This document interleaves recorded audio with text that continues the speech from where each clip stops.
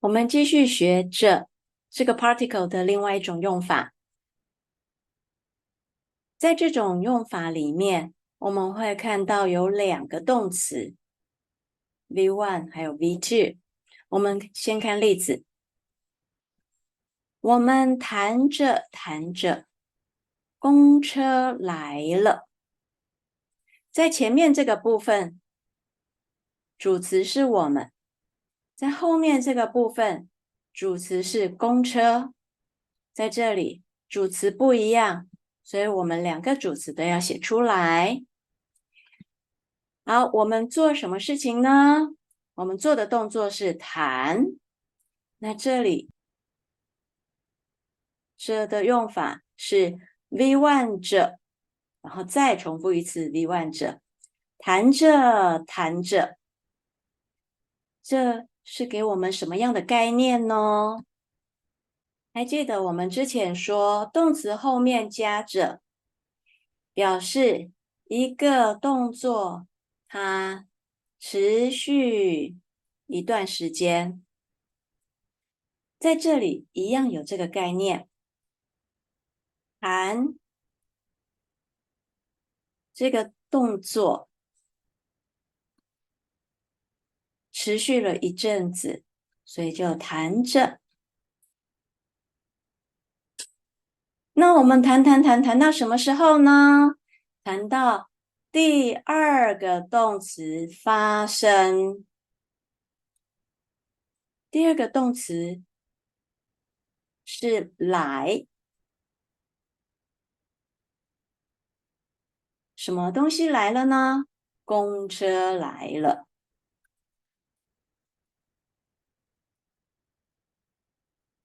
也就是我们弹着弹着弹，一直弹，公车来了，所以是持续到 V2 发生。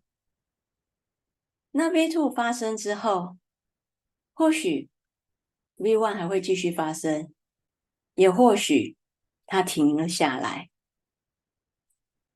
是不是在 V2 之后继续发生呢？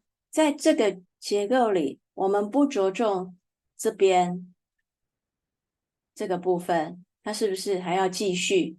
我们不着重在这里，我们着重的是在 V2 发生之前，我们的 V1 就是持续着。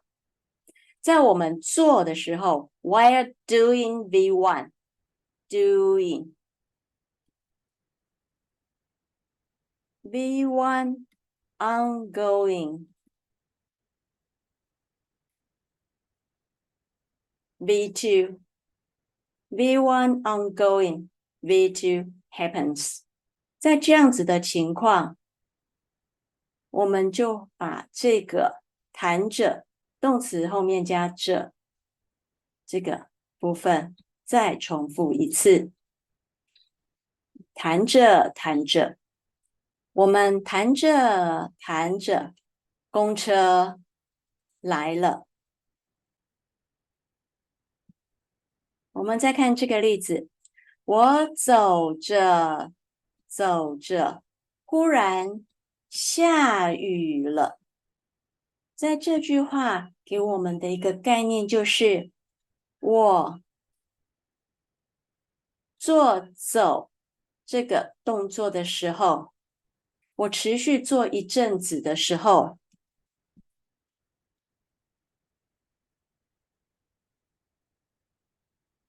在我继续 ongoing 走的时候，就忽然下雨了。下雨这件事发生了。那么下雨之后，我继续走吗？不一定，可以继续走，也可以改成跑步，变成另外一种动作，这都没有问题。在下雨之后，在 V2 之后，他是不是改变了他的行为？这个不是我们这个结构的重点。我们这个结构的重点只在这里，在我这个动作持续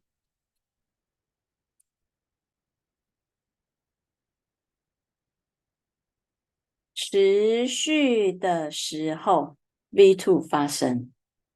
那这里我们就重复 V1 者 V1 者，写2次 V1 者 V1 者。我们再念一下这个句子：我走着走着，忽然下雨了。持续走这个动作，持续走着走着，发生了下雨这样子的情况了。我们再看这个句子，我们唱着唱着，他回来了。我们持续做说这个动作，持续一阵子。这一句表达的一个含义就是，我们做唱这个动作，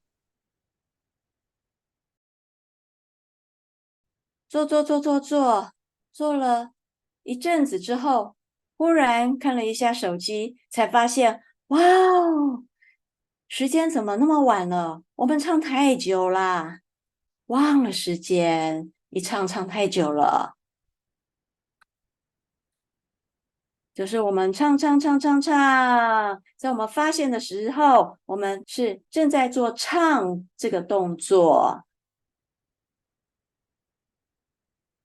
我们就用唱着唱着这样子的结构来表示。发现我们忘了时间的时候，是正在做唱这个行为动作。这种结构 S1 V1 者 V1 者代表 V1 正在持续进行着。那做一段时间 V2 发生。